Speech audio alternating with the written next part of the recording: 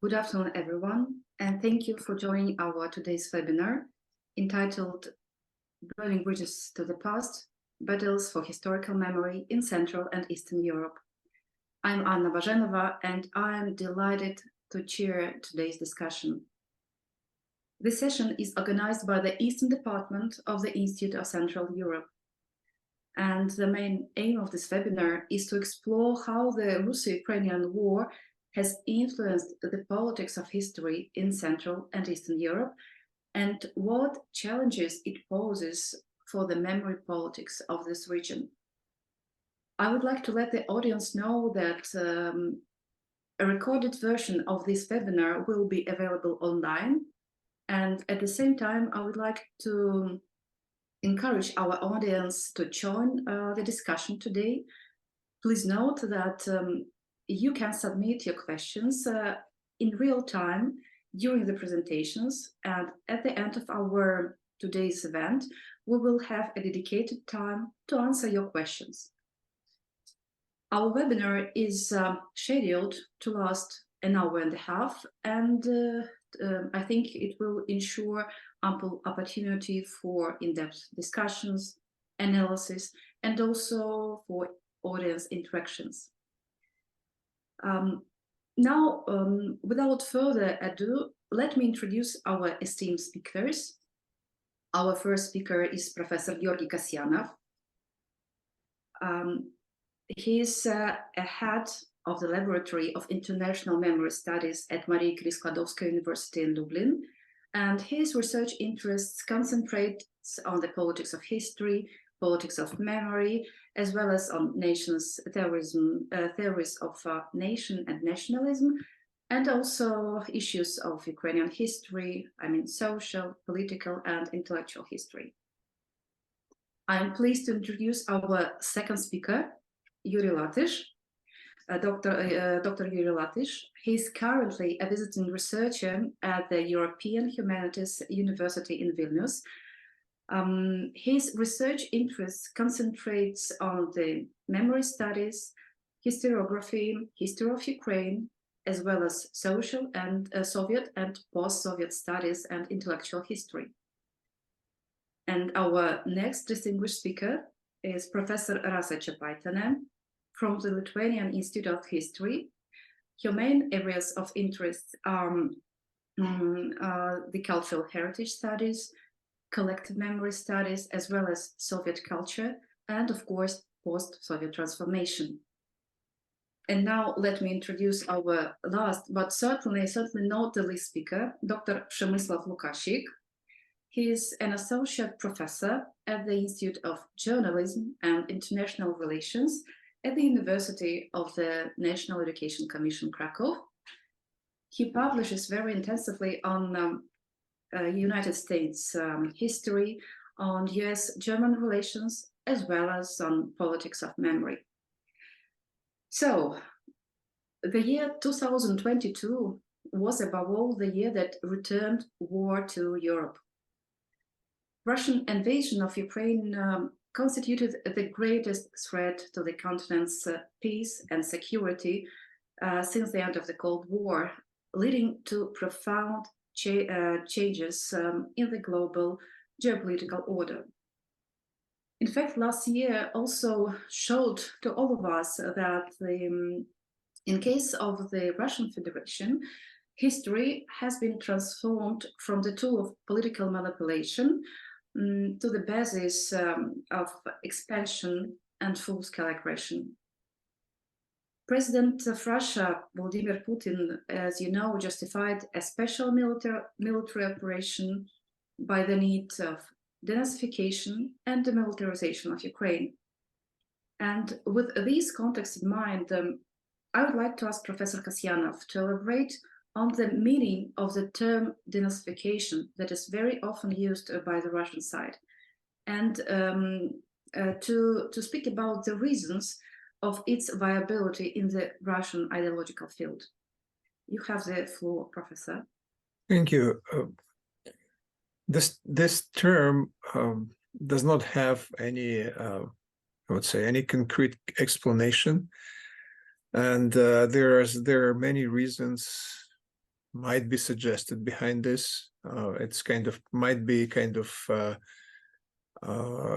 intended policy to not to give a clear and exhaustive explanation of what denazification means. It might mean that they really do not have a clear explanation. And so we also have to analyze who used this term and in which context. First of all, it was to recall that until recently, the term Nazism was not in a broad use, but it was a more conventional term, fascism and fascists. And then it started to be used more intensively since the beginning of war in Donbass. And but before this, we also have to recall the elections of 2004, when Yushchenko was described as a protector of Nazis and was depicted in some billboards in Donetsk as a Hauptmann of German army. So we should look for the roots of these terms, of this terminology in the middle of the 2000s. So you know that Nazism is more European term than Russian one. So it might be paradoxically described as a kind of discourse which taken from European vocabulary. So at the same time, we have to take into account another thing which might influence the appearance of term Nazism in this vocabulary, is that Russia started. It also can be dated by the middle of the 2000s. Russia also started a huge international campaign against glorification of Nazi collaborators. It started after 2005. And it started in organization of the United Nations organization. And Russia spent no less than 15 years in continuous effort to promote various kinds of resolutions. In fact, it was one resolution against glorification of Nazi collaborators in Eastern Europe. However, the geography was extending gradually. So the best of my knowledge, the last resolution was edited in last variant of this resolution was edited in 2022.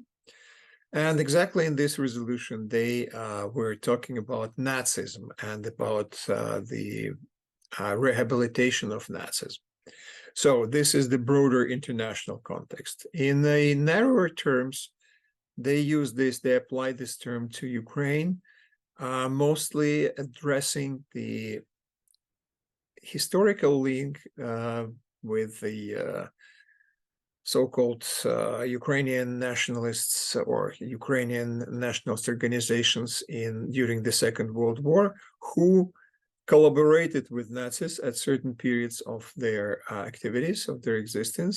I mean, Organization of Ukrainian Nationalists, Banderivtsi, Bandera faction, and the Organization of Ukrainian Nationalists, another faction, rival faction, so-called Melnikivtsi. So those two factions collaborated with Nazis since they came to power in 1933. First, it was a united Organization of Ukrainian Nationalists, but then it split in 1941. So these two factions anyway continued to collaborate. However, in 1941, after June 1941, Bandera faction stopped collaboration. So Melnikivtsi cooperated with Nazis until the end of the war. So they used these historical facts to promote the idea of the link between Nazism, between German Nazism and Nazism as such in 1945 to contemporary situation, and intensively used this link in 2014 when they started this undeclared war in Donbass and the declared intervention in Donbass.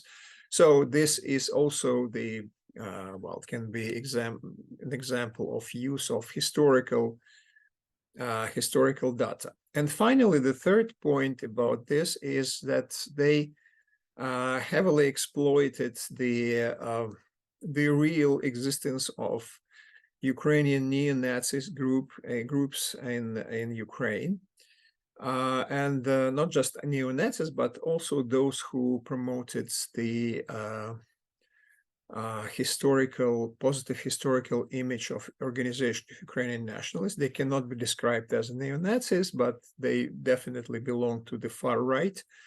So using real facts, they presented this as a all Ukrainian phenomenon, obviously ignoring the fact that they failed any parliamentary or presidential elections. However, they were very vocal in street politics and in organized violence against state agencies during the Revolution of Dignity. So this mix of historical arguments, historical analogies, and concrete, the concrete facts of existence of quite marginal but very active and vocal groups, radical groups, and neo-Nazi groups in Ukraine. This mix used to present Ukraine as a country occupied by Nazis, by neo-Nazis, and these neo-Nazis linked to the historical, some historical facts. The problem here is not just, well, in Russia, this works to a certain extent, and there is a sociology which shows that a certain amount of population believes in this. And it is also linked to the idea of unfinished case of 45, that we did not defeat Nazism in 45 altogether, so we have to finish this case in Ukraine. The major problem with another problem with this, and probably most urgent problem, is that in Ukraine itself, the governmental structures, the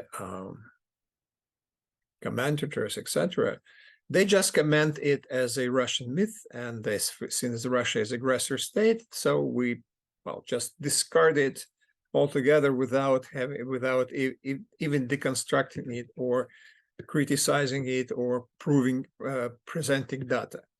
And within this problem, there is another one, is that right-wing groups, those who are right-wing movements or nationalist organizations, including Organization of Ukrainian Nationalists Bandera faction, since 2015 to 2019, had a lead in the politics of memory and tried to present Ukrainian political life and Ukrainian politics of history as dominated by themselves, by right-wing nationalists, and present whole Ukrainian population as those who follow these lines. So they spoke in behalf of all Ukraine, ignoring the fact that probably they were not supported by a certain share of population, sometimes by the decisive share of population.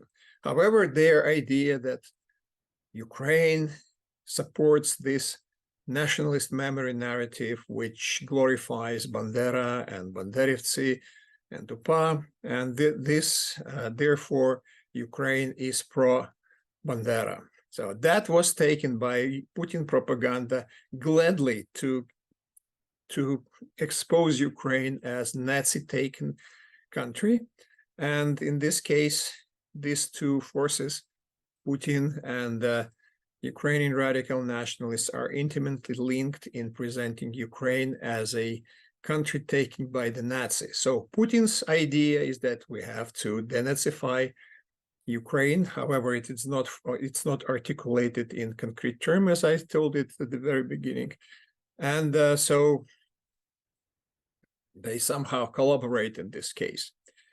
Final point is that because of elusiveness of this concept, it's very universal and can be used in any occasion. Just it has a kind of emotional and moral load, also linked to the idea of great victory in Russia. So it is quite powerful construction, which should be deconstructed, analyzed, and presented to broader public in terms of analysis, not just in terms of slogans and anti-propagandist forms. So this is it. Thank you.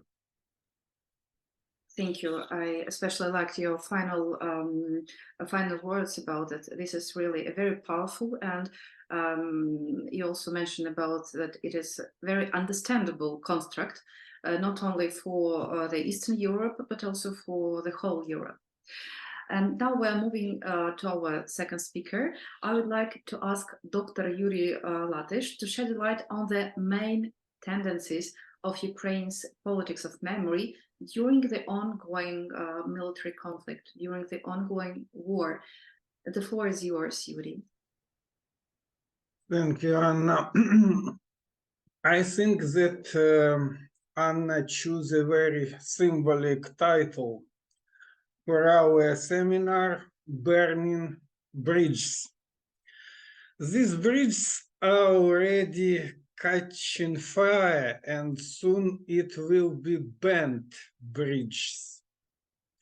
Ukrainian public activist Roman Ratushny, killed in the ongoing war, was successfully formulated the essence of the politics of memory of Ukraine during this war. He said, burn out the anti-Russian subculture in yourself. Burn all the memories from your childhood related to the Russian Soviet times. Burn the bridges in relationships with relatives or friends who support the other side, with everyone who is a carrier of the Russian subculture. Otherwise, all these things will burn you out. The Russo-Ukrainian war is eschatological war for the aggressor. This war is not a war for economic interests, not a war between ideologies, nor only war for the occupation of new lands. Ongoing war, first of all, are often over restoration of historical justice, war for history, for memory, and for retrotopia. Idea of Zygmunt Bauman about ideal past, utopia of the past. Putin and his associates are nostalgic for the times when Ukraine and Ukrainians did not exist. 2 days ago, Putin spoke at the plenary session of the World Russian People's Congress. He urged to remember the lessons of 1917th revolution, the Civil War, and the collapse of the USSR. He said that even those born in the 21st century are still playing for the mistakes made then, for the indulgence of separatist illusions and ambitions, for the weakness of the central government, for the policy of artificial violent division of the great Russian nation, the triune people, Russians, Belarusians, and Ukrainians. The very existence of Ukraine as an independent state is regarded by the Russian authorities as a threat and as a treason. For Russian propaganda, a person who speaks Ukrainian and considers himself as Ukrainian is a potential Nazi. In Ukraine, Putin's intentions and actions are perceived as a direct threat for the existence of the Ukrainian people and Ukrainian identity. And Ukraine has to defend its existence, identity, history, and memory by destroying, banning everything connected with Russia, canceling everything connected with Russia. Ukraine memory politics during the war is forced and reactive to Russia's actions. From the late 1880s, Ukraine had a divided memory region. Two models of memory coexisted and completed with each other. These were the Soviet nostalgic model and the national model. After the Euromaidan revolution and the start of Russian aggression, Ukrainian authorities adopted a mnemonic warrior strategy in an attempt to eradicate the Soviet nostalgic model of memory. It was shock therapy in the field of memory politics called decommunization, carried out by the head of the Ukrainian Institute of National Memory, Vyatrovich. The Soviet past was declared as existential threat to Ukraine. And during the war, in Ukraine politics of memory, there are some following trends. First of all, I want to say about statism or etatism. After the Orange Revolution, the main actor of memory politics in Ukraine became the state, which regulates historical politics through laws and state institutions. First of all, Ukrainian Institute of National Memory as the central executive organ. Traditionally, the politics of memory in the state is directly overseen by the president. And during the ongoing war, the Ministry of Culture and Information Policy has seen an increase in its influence. However, the authorities do not have a monopoly on memory politics, whose actors also include the opposition, political parties, right-wing activists, local authorities, and the Ukrainian diaspora. The independent Ukrainian state is declared the highest value, and its existence is the guarantee of the survival of the Ukrainian nation. All the tragedies of the Ukrainians, such as wars, and genocides, are considered a consequence of the absence of their own states. The term "бездержавність" is frequently used in the Ukrainian language, but it is very difficult to translate it into other languages.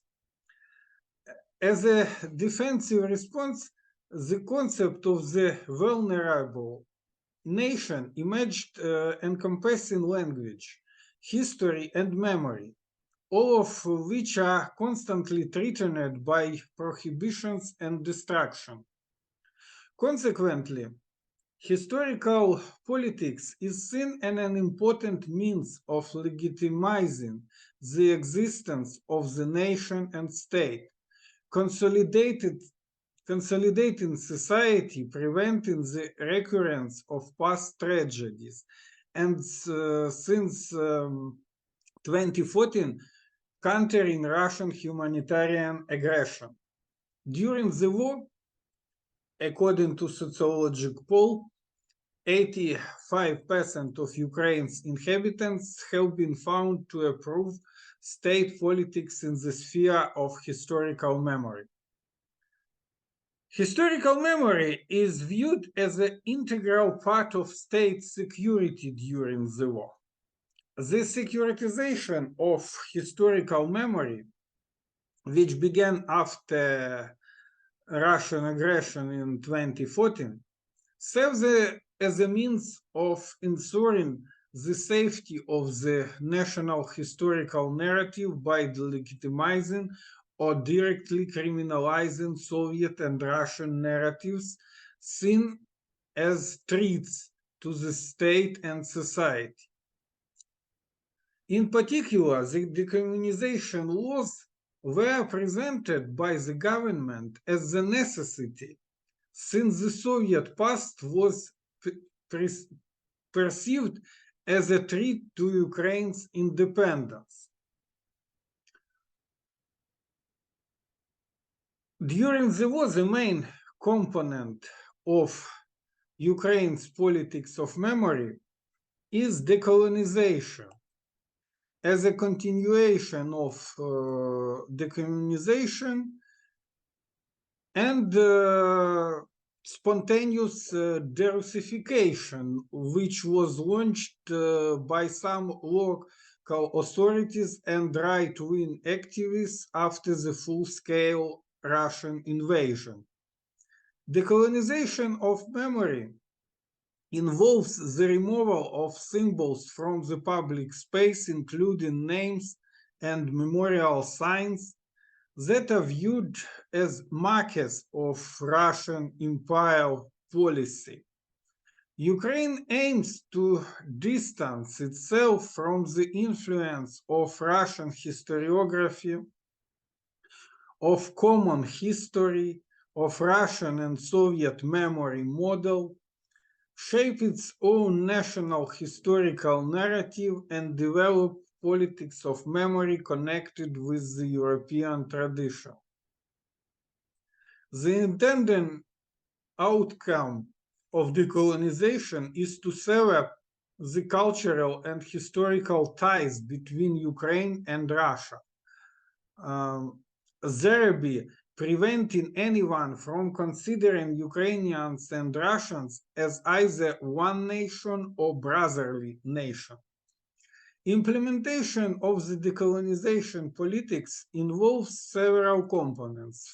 First of all, legislative regulation of historical memory. Second point, destruction of monuments, renaming of toponyms connected with the Russian Empire and the USSR, reevaluation of holidays, modifications of the school history program, and removal of Russian and Soviet literature from libraries. The politics of memory of Ukraine can be summarized by the slogan "Get away from Moscow," which was used by the writer Mykola Khvelyovy in literature discussion in the 1920s.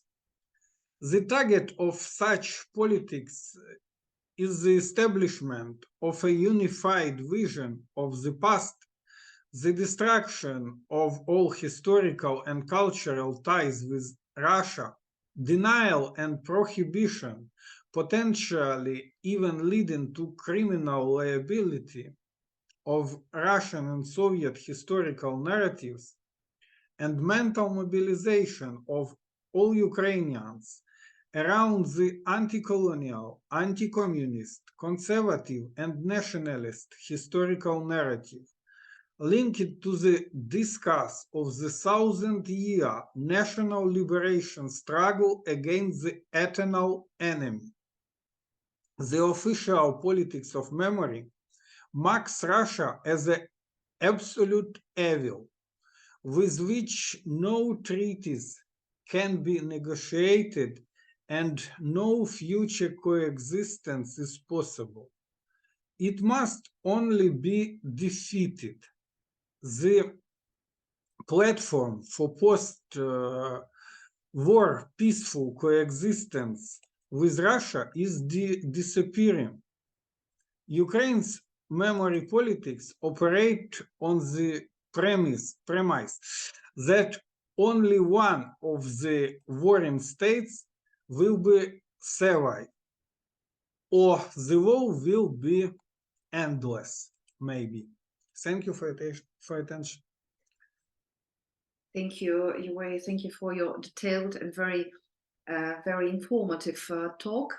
The thing that I appreciated very much in your talk is that Ukrainian authorities do not have a monopoly on the memory politics. I think it's a very fine, a good resume of your speech, and that this gives Ukraine a chance to rebuild the country after the war. And moving to our next presentations, I would like to say that to our audience that the Russian invasion also poses a threat not only to Ukraine, not only to Ukrainian politics of history, to the Ukrainian politics of memory.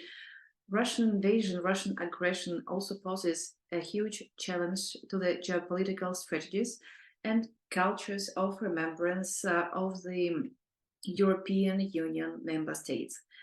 For example, in the case of Lithuania, along with a number of other post-Soviet countries of Central, post-communist countries of Central and Eastern Europe, Lithuania responded with this so-called third wave of desovietization of the public space.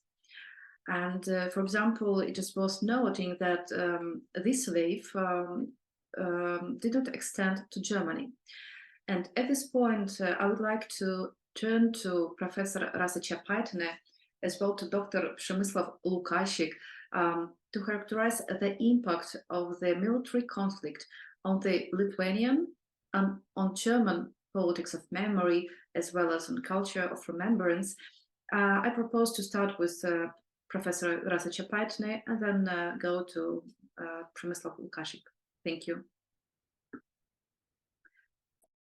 Rasa, could you please unmute yourself? Sorry, I forgot to turn It's on. okay. So first of all, I should say that since the Declaration of Independence, the majority of Lithuanian society and the political elite have reached and still maintain a certain anti-communist consensus on the assessment of the Soviet Union and Putin's Russia. The current Russian government was and still is perceived as a threat to national security and as a generally unfriendly and dangerous neighbor. So the public is sympathizing and willing to help the other post-Soviet countries that have been subjected to Russian aggression or geopolitical pressures, as was the case in Russia's war against Georgia in 2008 or against Ukraine since 2014. On the other hand, when writing my article on the Ukrainian factor in Lithuanian historical politics, which has been most visible since 2014, I could not avoid discussing the domestic political issues as well, as this broader context allows for a better understanding and explanation of what is happening. In my opinion, the impact of the war in Ukraine on Lithuania's internal politics is quite pronounced. For example, the long-standing debate on the removal of the socialist realist statues on the Green Bridge in Vilnius was brought to a close by the decision to remove them in 2015, which was argued on the basis of the listopada, Lenin fall in Ukraine. The so-called listopada in Ukraine is also started in 2014, also prompted a renewed reflection on the meaningfulness of commemorating prominent figures of national culture, for instance, famous writers or artists or poets who actively collaborated with the occupying Soviet regime and brought the Stalin's son to Lithuania in 1940.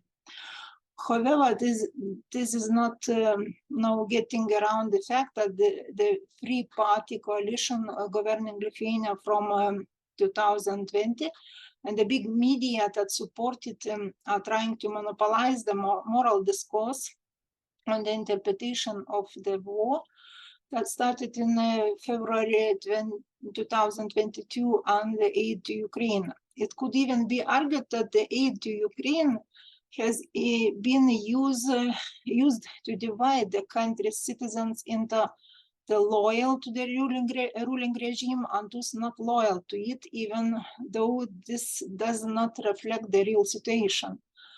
On the other hand, the emphasis on this issue in the public sphere, which was heavily Ukrainized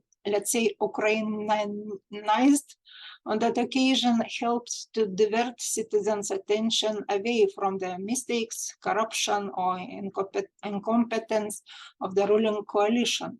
So by Ukrainization of the public sphere, I mean the very extensive use of Ukrainian symbols, such as flags, etc., in the public sphere of the Lithuanian cities, especially in the Vilnius capital city, as well as attempts to remake Lithuanian national symbols by giving them Ukrainian colors, which even attracted the attention and reproaches of the State Heraldry Commission.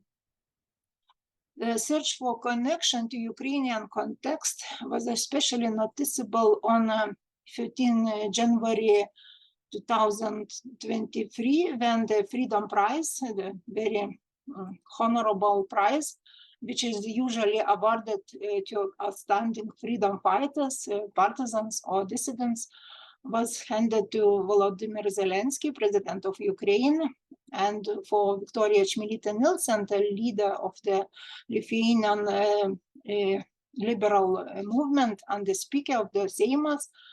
It also was an opportunity to allude to her Ukrainian roots and attempt to boost her public image in this way.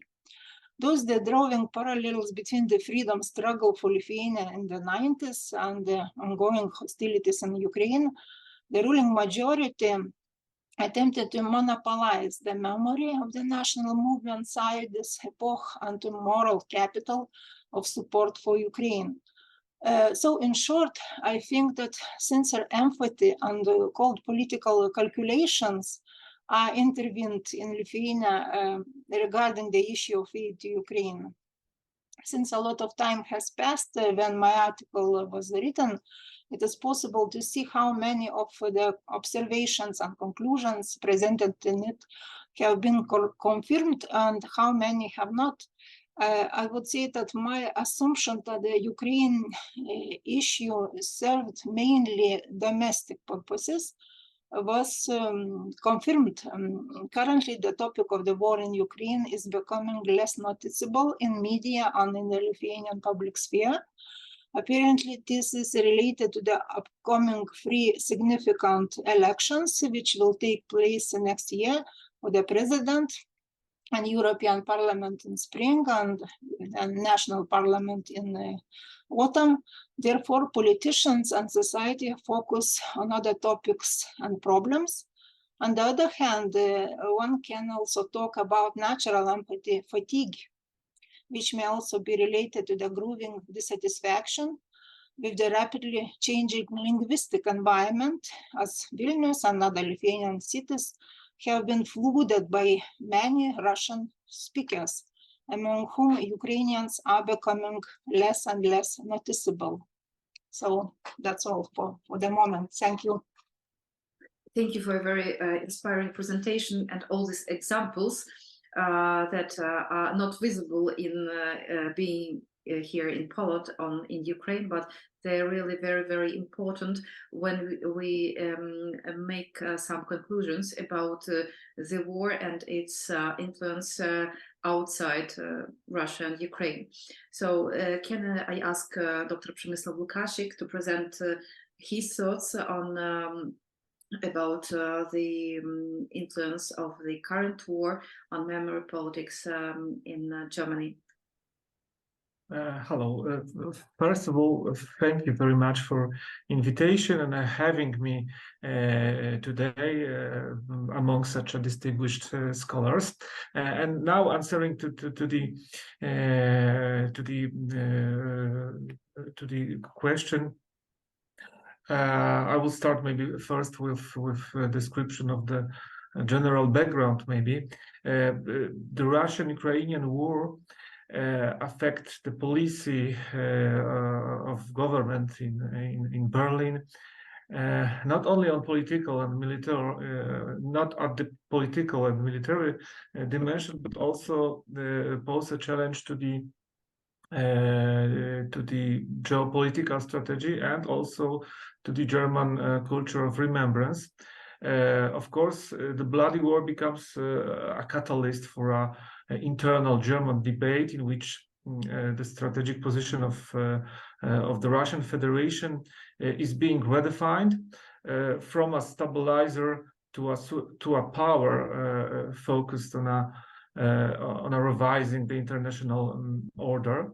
And that's how the war in Ukraine contributed to turning upside down the assumptions of the Berlin's policy towards Moscow over the last 3 decades.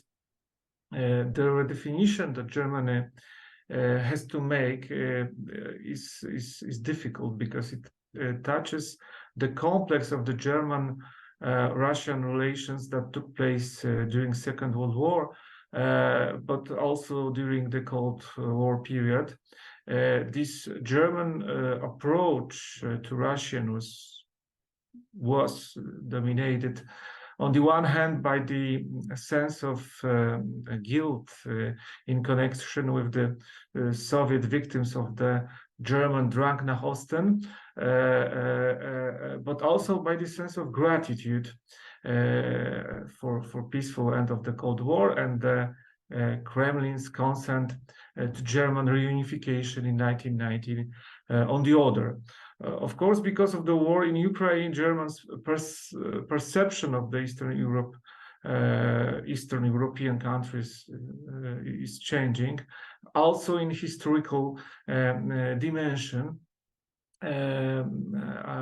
historian Timothy Snyder trying to explain American society why Germans were so attached to the Russian historical narration, said that Russia monopolized the role of the main victor, as well as the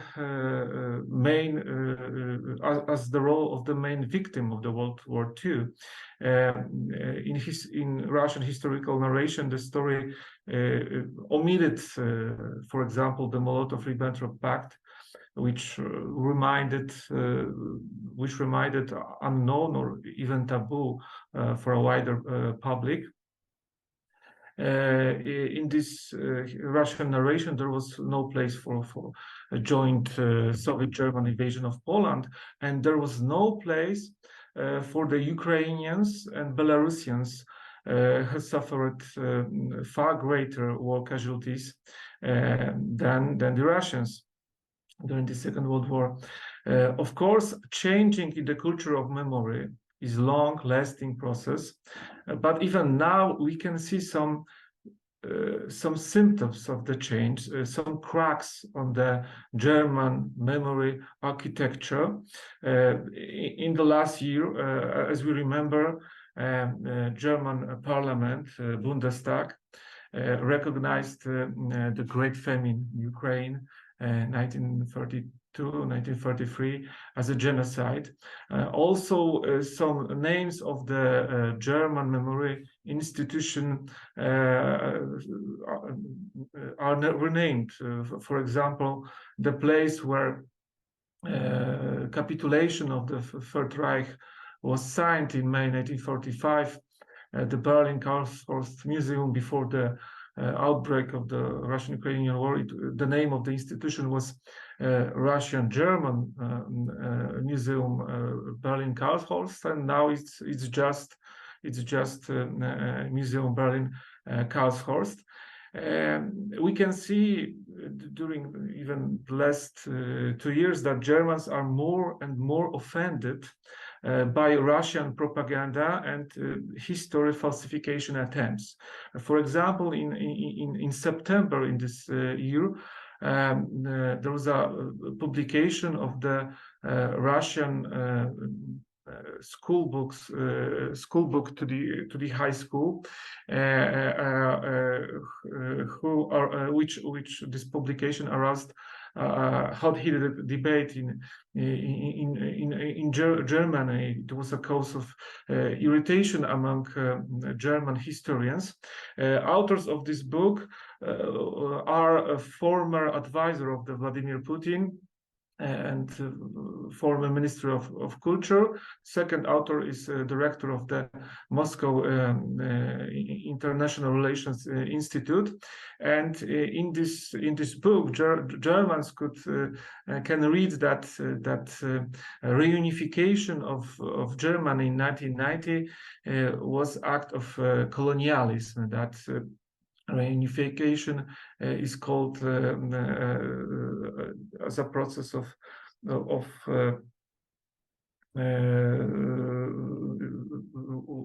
situation in which we have a process in which German Democratic Republic is just incorporated by the Western Germans. Of course, according to the German historian and commentators, this narration is just another historical falsification attempt and also symbol of the Russian anti-Western narration and propaganda. Of course, in Germany, we have discussion about removal of the Red Army soldiers' monuments. In Germany, there are over 1,000 monuments to the Red Army soldiers, and some of them became the object of the anti-Putin, anti-Russian protests the day after outbreak of the war. They were covered with Ukrainian flags. Sometimes they were sprayed with anti-Putin slogan. However, unlike the post-communistic Central and East European countries, and the Russian aggression against Ukraine did not become a catalyst for removal of these monuments. It was such a quite bizarre situation in the town of Stralsund, where monument to Red Army was suddenly removed, and the inhabitants of this town were asking what happened with this monument, but very quickly Major explained that this monument was removed to modernize them. This modernizing works were planned early, and after this modernization, this monument was put again to the original place. In the moment, now we have more defenders of these monuments than supporters of removing them. And defenders usually refer to three arguments. First argument is we can call it argument of international agreement provisions, because according to 4+2 agreement from 1990, Eastern and Western Germans during, of course, reunification process, they promised that they will preserve memorials and they will be take care of them. Second argument against the removal is argument of liberation. In German politics of memory, still the Red Army is liberator of Germany from the Nazi regime. And the third one is, we can call it argument of historical object. According to the defenders of the monuments, these monuments are historical objects. They should stay as a manifestation of history, and according to them, we have to just change narration, historical narration, but monuments should stay intact. Of course, in long term, yeah, I think that future of these monuments will be dismantling and putting into museum storage. Thank you very much for your attention. Of course, I'm ready to answer to your questions.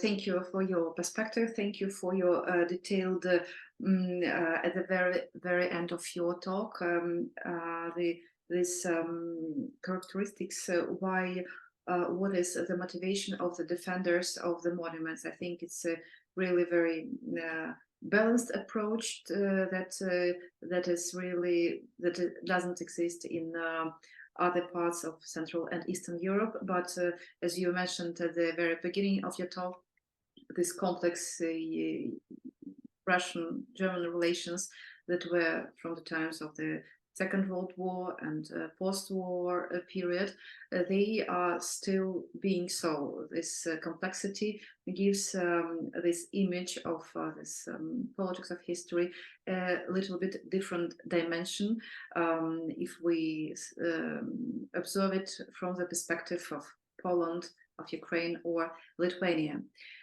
Thank you one more time to everyone for your presentations. And as we delve into details, into the discussion, I propose to start with questions that I have prepared during your presentations.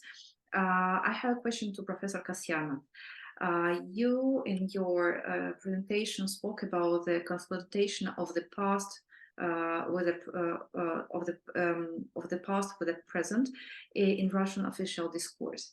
And this means that we see a kind of merging of wars, Second World War and current war, symbolically. And in fact, the invasion of Ukraine, by merging these wars, the invasion in Ukraine is inscribed in Russian collective memory as defensive, as heroic, of course, and also as just.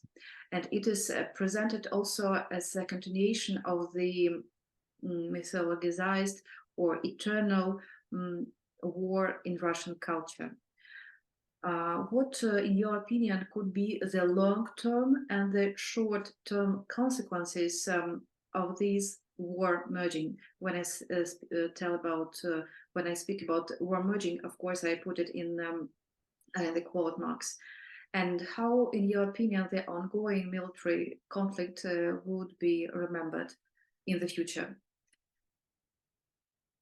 Well, it's always a hard question to historian to speak about short-term or long-term consequences, speak about the future.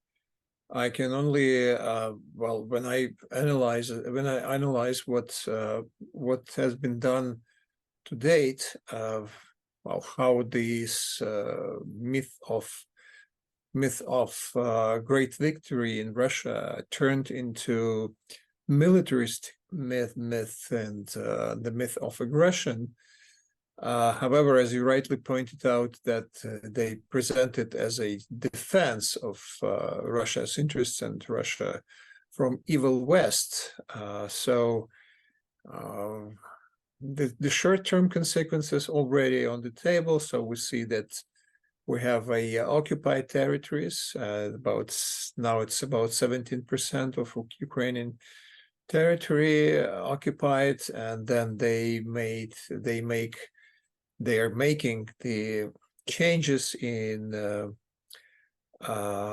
public politics, in public history, and the politics of history in this territory. So they replace curricula and historical curriculum, and they start to teach history at these territories as a history of Russia, and therefore Ukraine is eliminated there from these courses. And then you know that there is a new textbook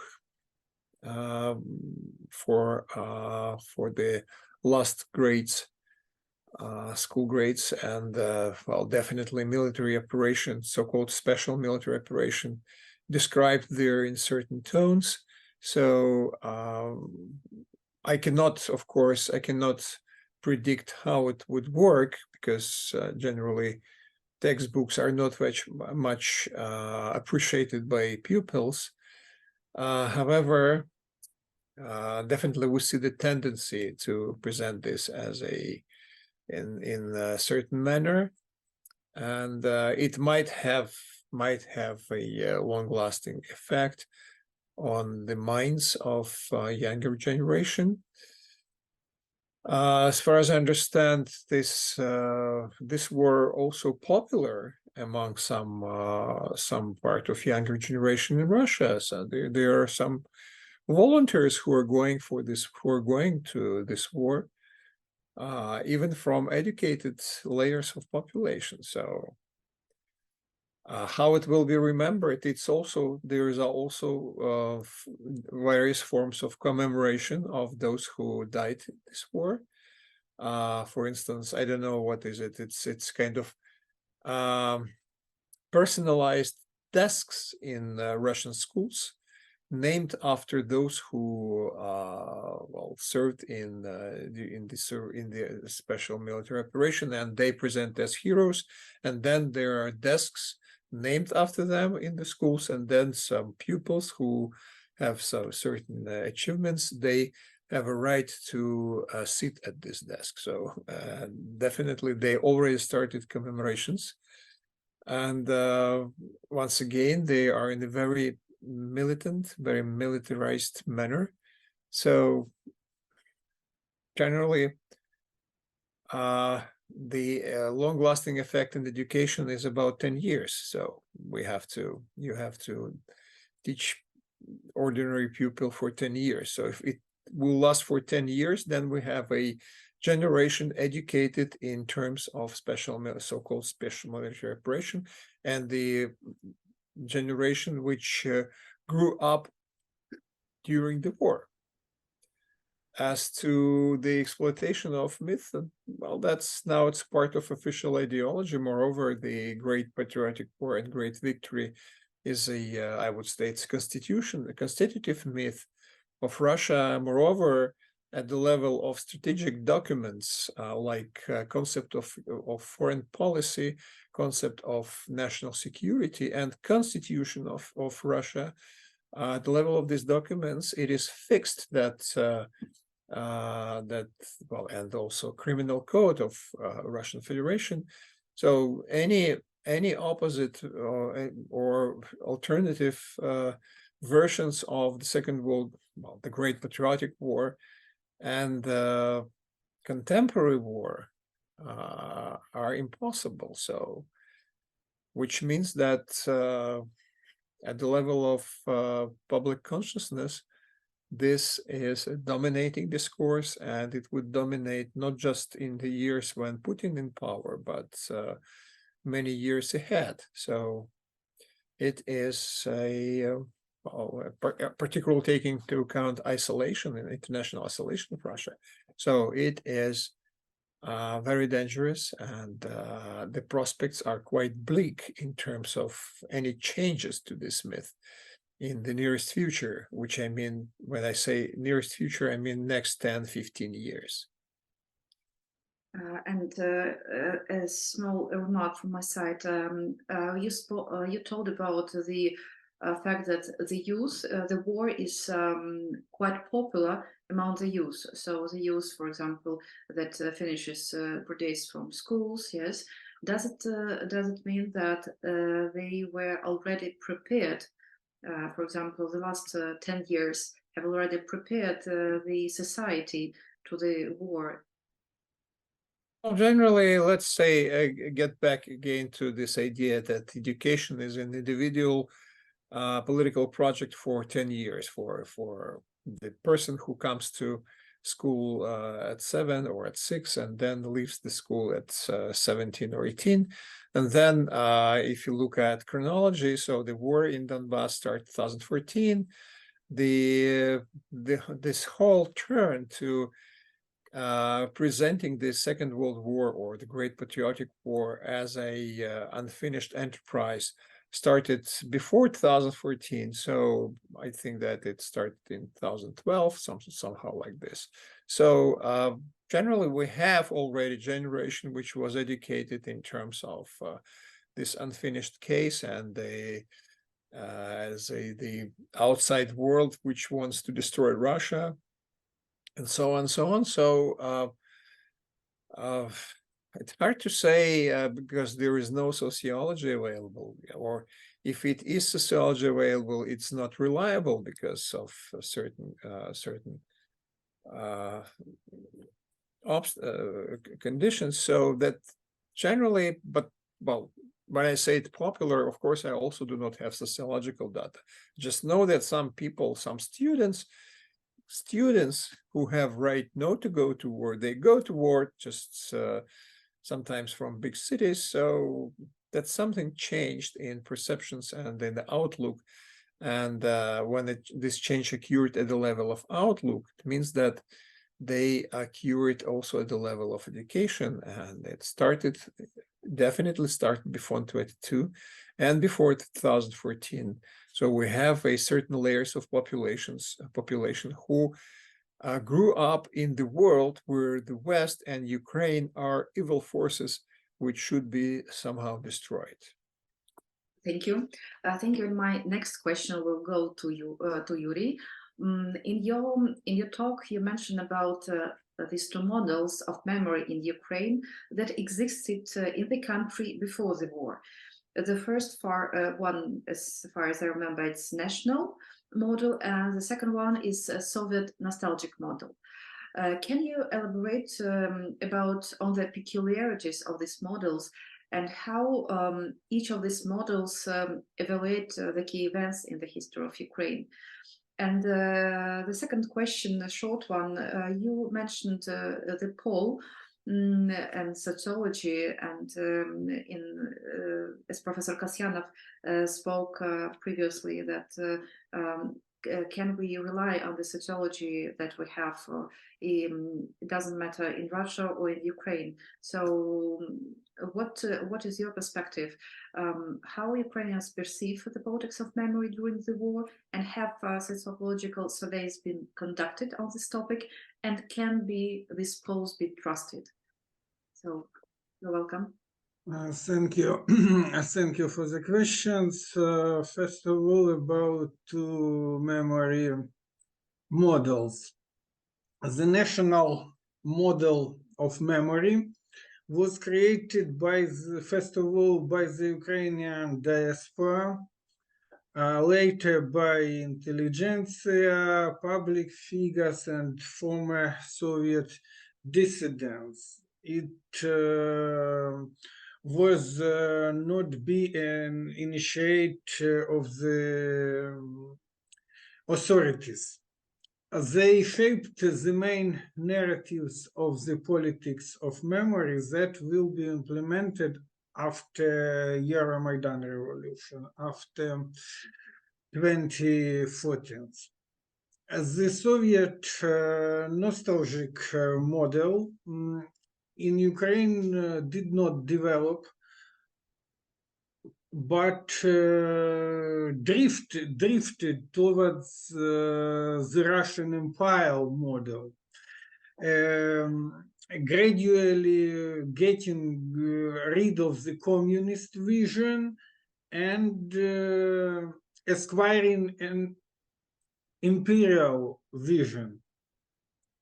Several historical topics have become the center of Ukrainians' politics of memory.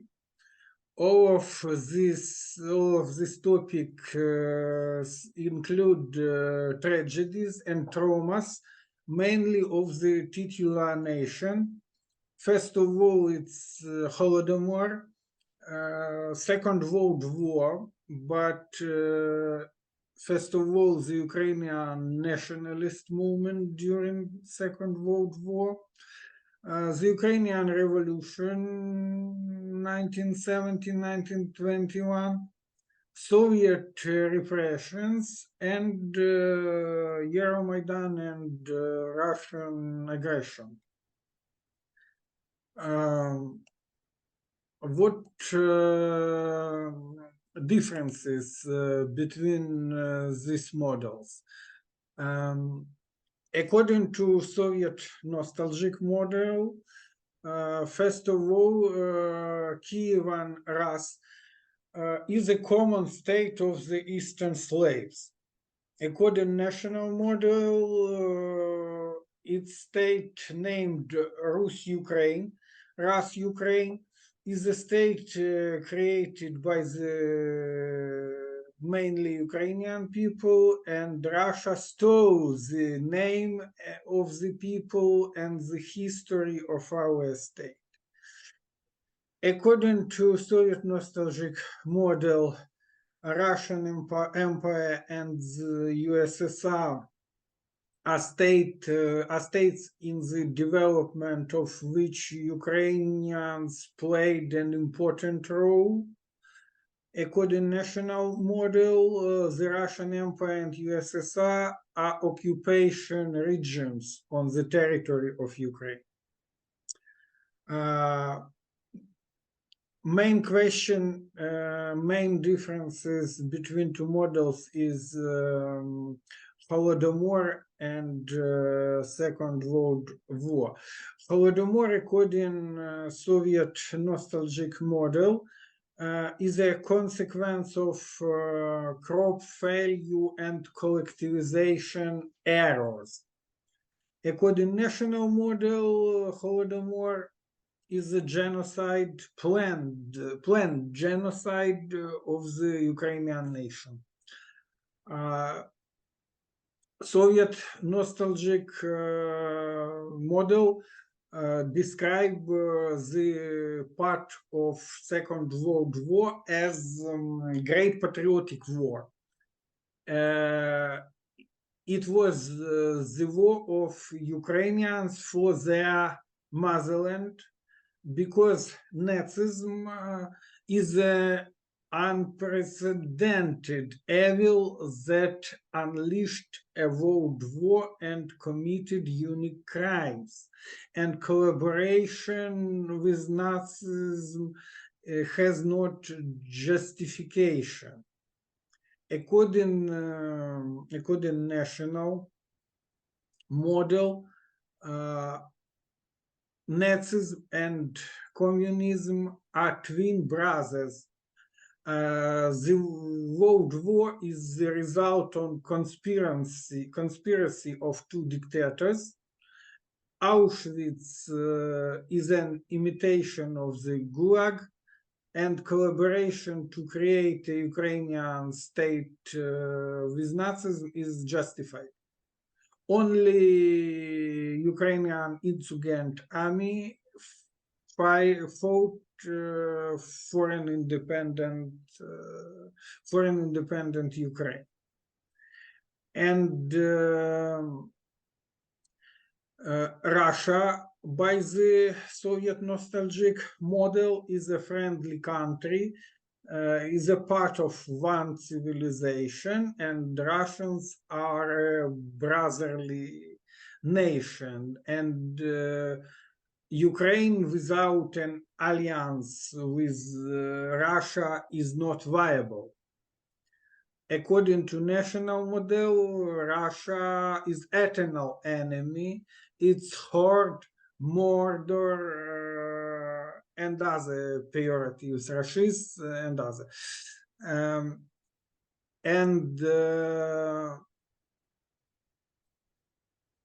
Now the Soviet nostalgic model was destroyed and banned by Ukrainian authorities during the politics of decommunization. Maybe you can briefly about say something about these polls. Can they be trusted? About polls, okay. Next, about question about sociology results. It's interesting tendencies because it's very difficult to analyze the polls during the war because many people are afraid. But last polls showed that 85% of Ukrainians have been found to approve state politics in sphere of national memory. But before the war, support of this politics not reach 50%.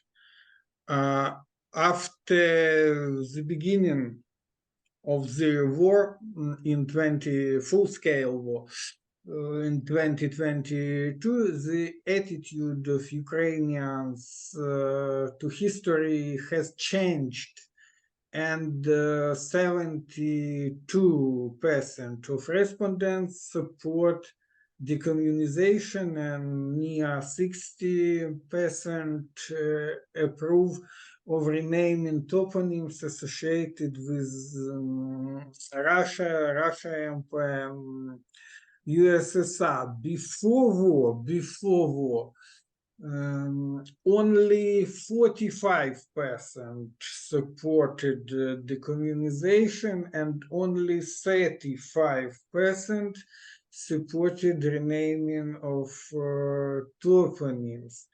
And perfect illustration of the change in Ukrainians' attitude towards history is the attitude to Bandera, to Stepan Bandera, chief of nationalist movement before and during the Second World War. In 2012, only 22% of Ukrainians had a positive attitude to the leader of OUN, and 58% had a negative attitude. Already in 2018, the number of Ukrainians who had a positive and negative attitude to Bandera was equal. At the end of April 2022, one poll showed that 74% of the Ukrainians had a positive attitude to Bandera. But in January this year, his approval reached 83% near. I am not a sociologist, and it's difficult for me to say about the representativeness of polls during the war, but I read different mind, and Professor Gerald Turrell believes that in times of war people try to express position that seem patriotic and the mainstream. Opposition may be perceived as unpatriotic. Maybe Or it's kind of a the betrayal. reason of this change. Thank you, Yurii, for all the details you gave to us, and especially for these perspectives of memory models. It's really very precious to the audience that is out of Ukraine to understand these differences. And my next questions will go to Rasa and to Przemysław. Rasa, what you spoke about this? I mentioned, and you also spoke about this third wave of this Sovietization that is going on now in Lithuania. I wanted to ask you: does this third wave is something new? An anti-colonial, perhaps, stage in the memory discourses, or it's merely a continuation of these previous two waves of anti-Soviet iconoclasm? What is your perspective on this point? And maybe I will also ask a question to Przemysław. Przemysłav, how has the German politics of perception of Russia and Ukraine evolved? So what did this perception of these two countries evolve during the conflict that we have already practically for 2 years? And how might this impact Germany's culture of memory in the long term? And I also wanted to mention the thought of Yurii about toponyms and also the renaming of streets and so on. Dr. Przemysław Łukasik mentioned about the museum, the renaming of the museum in Berlin. As far as I know, also in Lithuania, in Vilnius, a Russian dramatic theater was renamed to Vilnius Old Theater. So this wave also touches, this kind of wave touches all the countries that we're speaking about today. So please, the floor is yours, Rasa. The question is contradictory because from one side we can see that it's some kind of continuation of the second wave related directly to Ukrainian Leninopad as an attempt to clean up public sphere from Soviet ideological symbols that remain at that time. But from another side, it's directly related to the war, what happened now in Ukraine, this atrocities made by Russian army there, and this third wave, it's directly oriented against Second World War memorials and military cemeteries in Lithuania. But I think it could be compared with Polish and German cases, I think. But maybe there is some nuance in Lithuania because it's mostly local initiatives from below to remove those objects, because there is a international agreement with Russia to manage these particular places. So maybe on the national level, it's impossible to do that. So the local municipalities or just citizens decide to do that. And there are many examples how it's working. For instance, in the little village in the north of Lithuania where I grew up, in Pumpėnai, and this case where the memorial and military cemetery in the center of this village was totally removed, including the graves They transmitted to another cemetery. And its case became some kind of example how to do with this particular kind of objects in Lithuania. But trying to answer to another question, how it could be related to post-colonial discourse, yeah, I think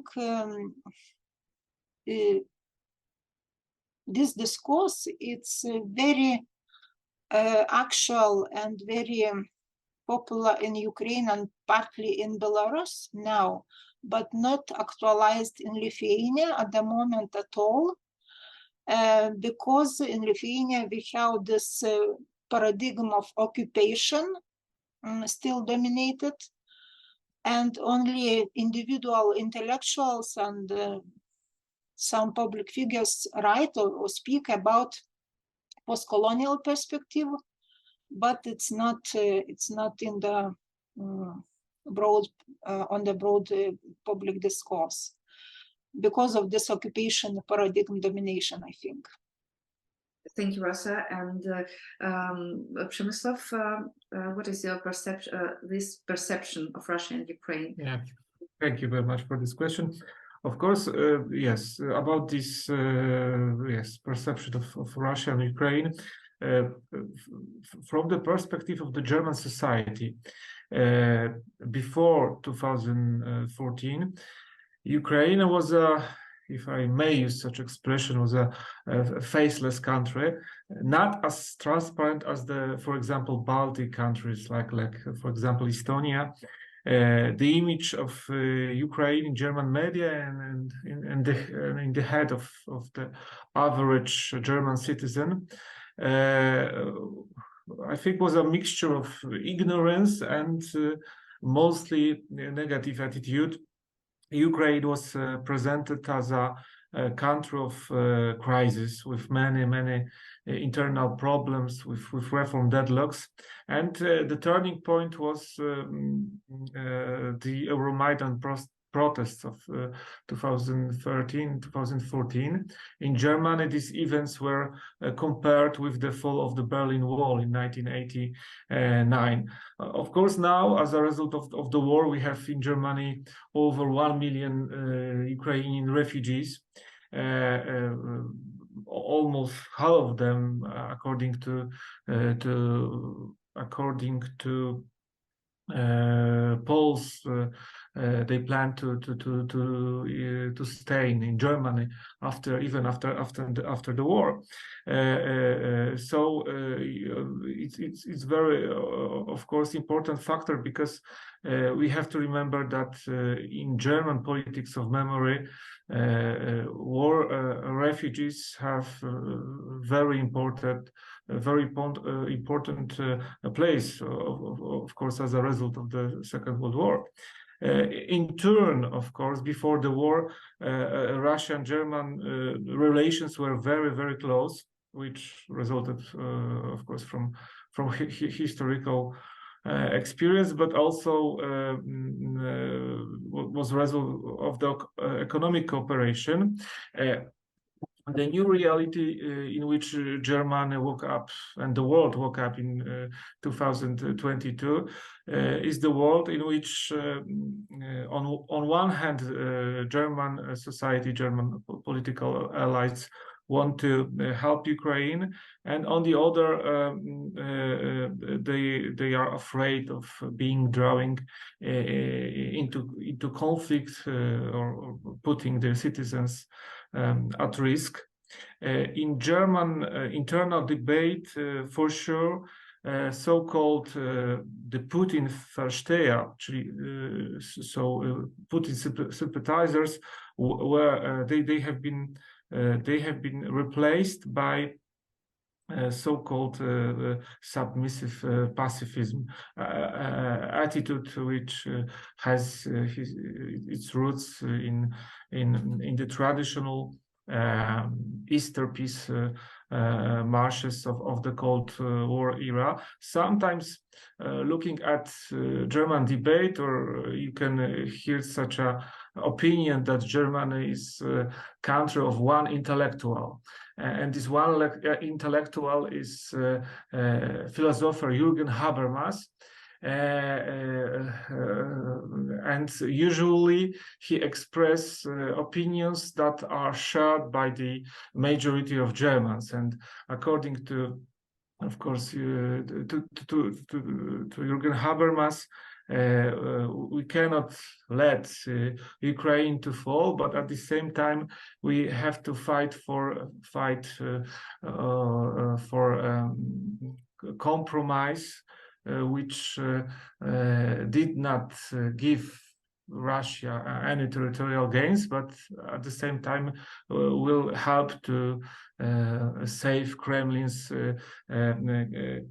face. Yes, yeah, and answering to this, of course, on the political level, we have to remember we have many declaration of Ukraine-German partnership of Germany want to rebuild their image, of course, helping Ukraine to rebuild. There are many political declarations that Ukraine will be supported with resources from Germany, from the European Union. Of course, Ukraine in turn, as we heard from, for example, President Zelensky, supporting German aspiration to the permanent place in the Security Council of the United Nations. Yes, in German debate sometimes we can find such an opinion that Ukraine is place of Ukraine is very close to on this political level to the Germany. And answering to the second questions, of course, because we are not future teller and we have not crystal ball, but we can predict that in the long term, the German culture of remembrance, especially in regards to the memory of the Second World War, will be more and more complex. The role of the Russian as the main victim of the German Drang nach Osten during World War II will be demonopolized, and of course, a role of Russia as a liberator of Germany from the Nazi regime will decrease. At the moment, of course, monuments to the Red Army soldiers in Germany will stay intact, but I predict that sooner or later there will be dismantled and moved to the museum, to these museum storages. Very important, powerful factor is the presence of the Ukrainian refugees in Germany. I think that the presence in Germany will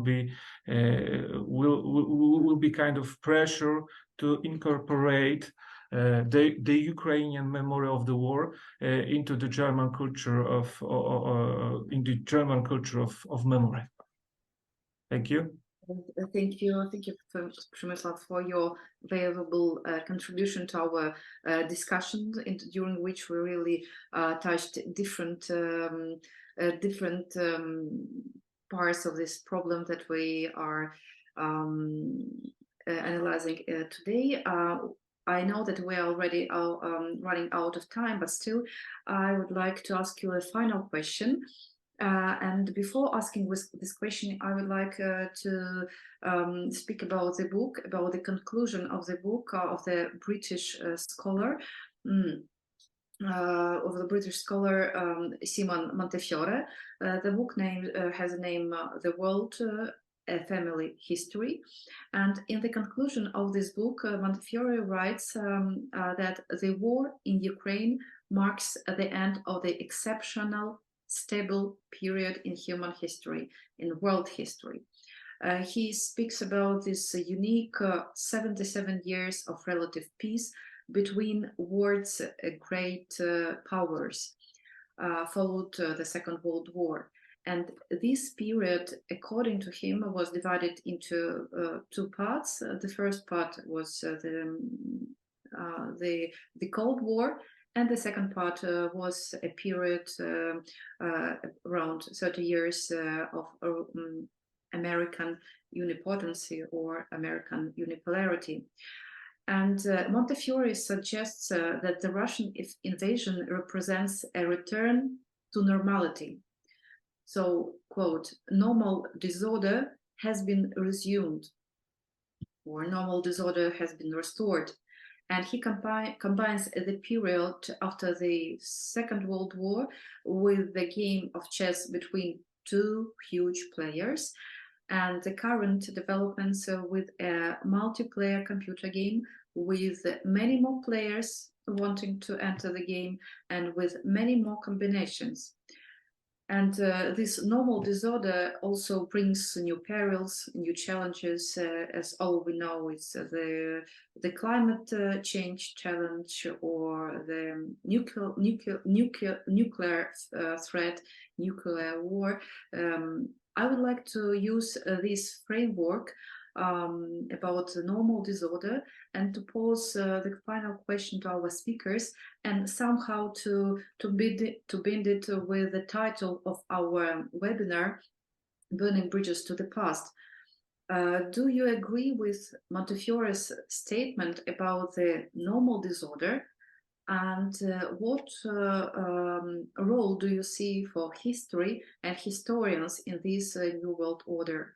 Maybe we'll start with Dr. Przemysław Łukasik, then go to Rasa Čepaitienė, to Yurii Latysh, and finalize with Professor Georgiy Kasianov this time.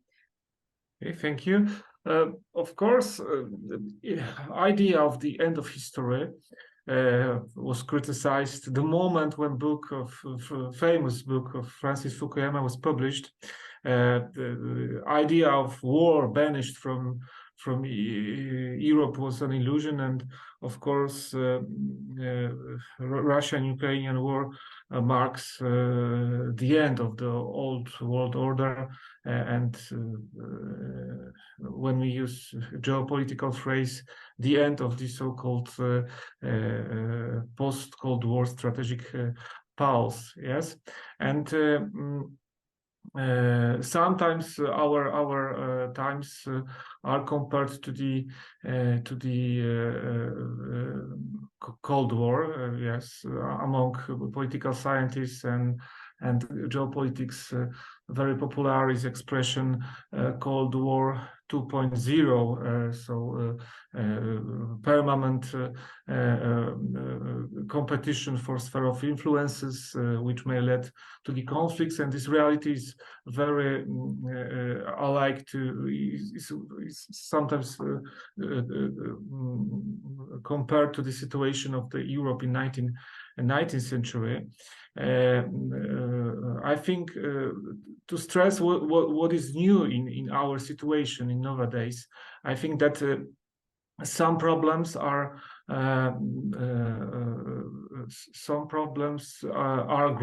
globally produced as an effect of the globalization, and of course the volume of power at the disposal of the individual nation states is not sufficient to cope with these problems.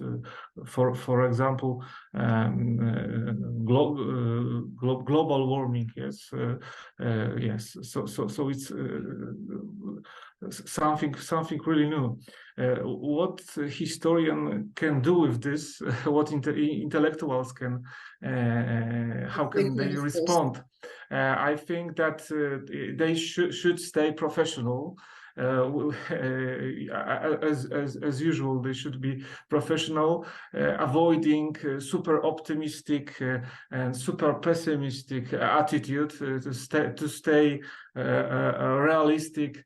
I think explaining the true nature of the world and the problems, maybe helping creating agenda how to deal with that. Sine ire et studio, with historical of course know-how.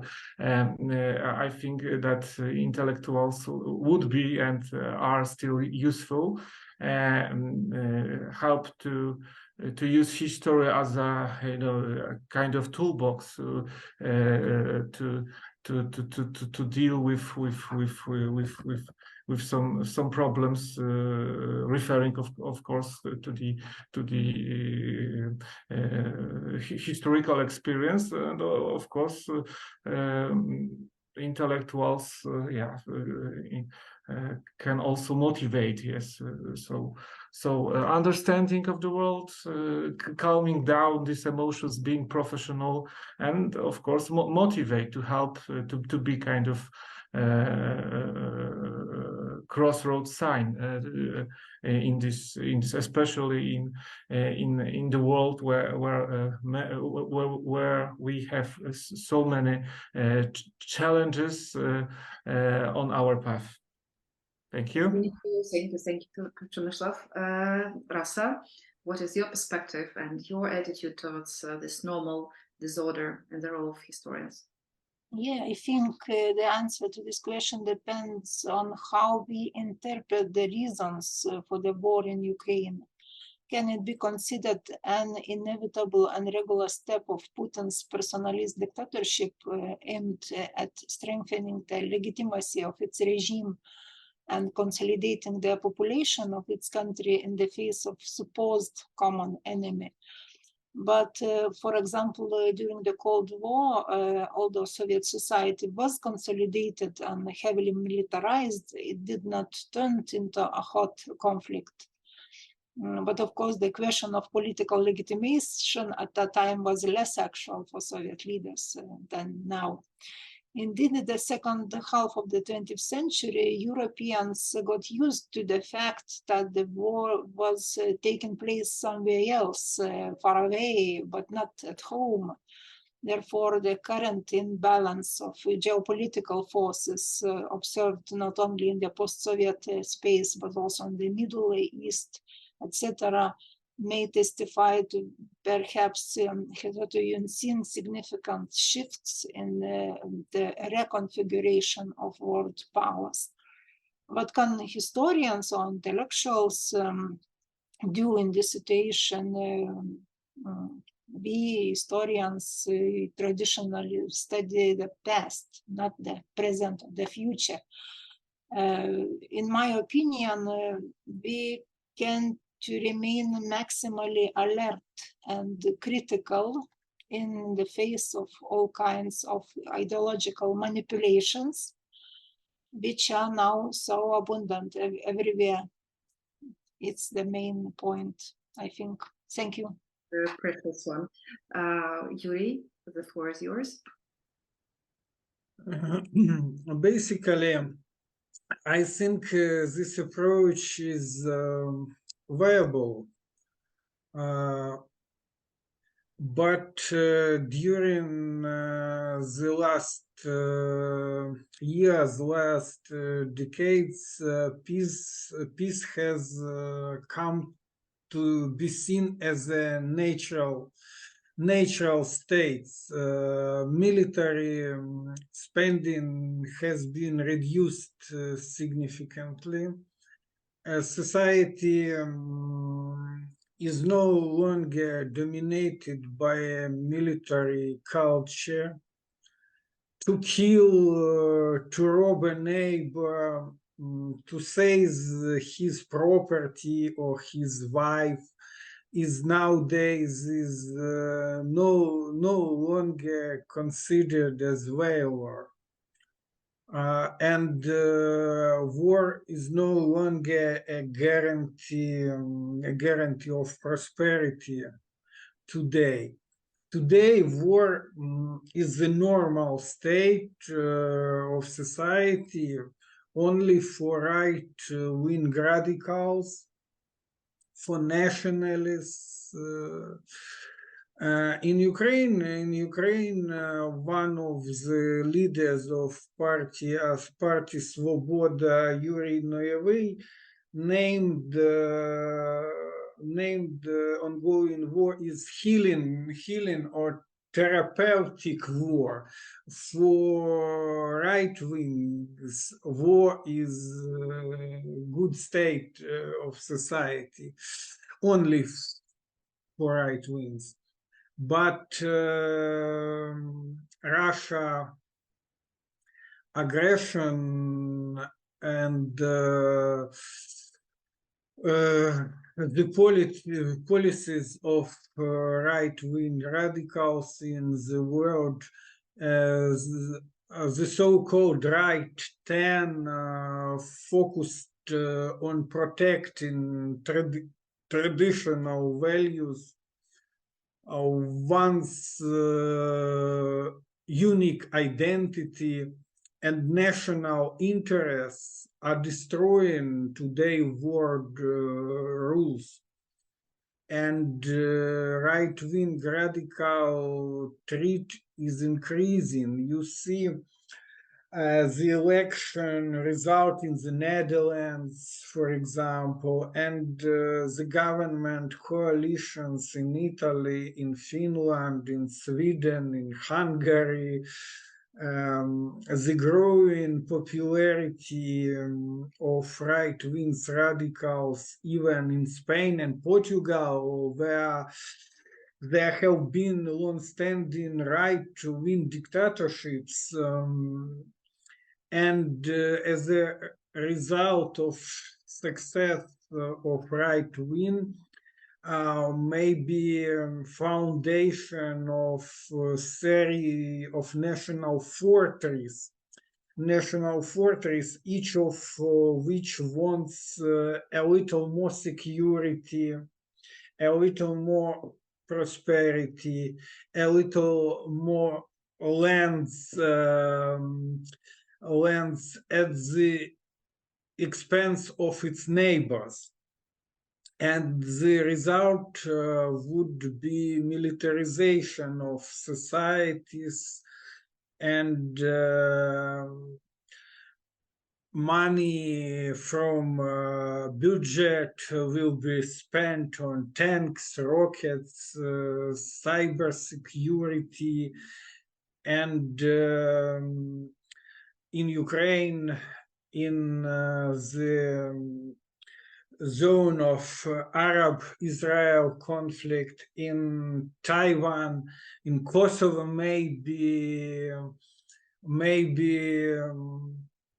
will form the new nodes of war, nodes of world war. Maybe it's a big threat today, as my mind. Yurii, thank you. And a kind of summarizing, Professor Georgiy Kasianov, what is your thought, your perspective on this normal disorder and role of historians and history in this new world? I'm not familiar with this concept of normal disorder. Generally, I'm familiar with the word disorder in psychiatry and psychology. So they use disorder, mental disorder, and various forms of disorder. So probably it's somehow connected or somehow jumped from the field of psychology and psychiatry to other disciplines. Normal disorder, maybe it's a abnormal order. I don't know how that we can play this endlessly. Generally, I see that war in Ukraine is gradually becoming it was just one war in Europe. Now we see that it's gradually coming to becoming one one of many wars. There is a prospect that it become one of many wars, because now we see that the situation in South America between Venezuela and Guyana, and there are prospects that the Taiwan might be the next, and then we see what's going on in Israel and Gaza, and then there is a prospects that something might happen, that Suwalki corridor, so-called Suwalki corridor, etc. So we have a kind of beginning of era of local wars, which each of them can turn into global war. In fact, that now we see more than 50 countries involved into various kinds of support of Ukraine or Ukrainian allies. So more than 50 countries. The Second World War involved 60 countries. So we're just 10 countries away from global figures. So generally, I don't think that we are ready at this moment to give to provide any feasible explanation to what will be going on next couple of years. Nobody knows how this war could be ended. There are various projections and projects, but I don't see any feasibility behind them. So we live in the vague situation, very uncertain, very unstable. So to a certain extent, I would say that we're getting back to the age of geopolitics from both sides. So from everywhere. So I'm not very optimistic about this. And but once again, I'm historian. I am equipped to speak about the past, not about the future. Thank you. Thank you. Of course, we all are historians, and that's why historians' perspective is usually more pessimistic than the perspectives of politicians or political scientists. And to say something more optimistic, I will say that I'm sure that in the next years we will meet in these combinations too. So this is a good news for us. And it's time, of course, to end our great discussion today. I want really to express my sincere gratitude to all of you, to all our esteemed panelists for these valuable presentations, your ideas, thoughts, and also in-depth analysis. And thank you also for our webinar attendees. If you wish to learn more about the discussions of today's seminar, please follow the publications of the Institute of Central Europe. And of course, a special, very special word of appreciation goes to my colleagues from the Institute of Central Europe for their support in making this event possible. Thank you, everyone, for your time, and may you enjoy the rest of your day. Thank you.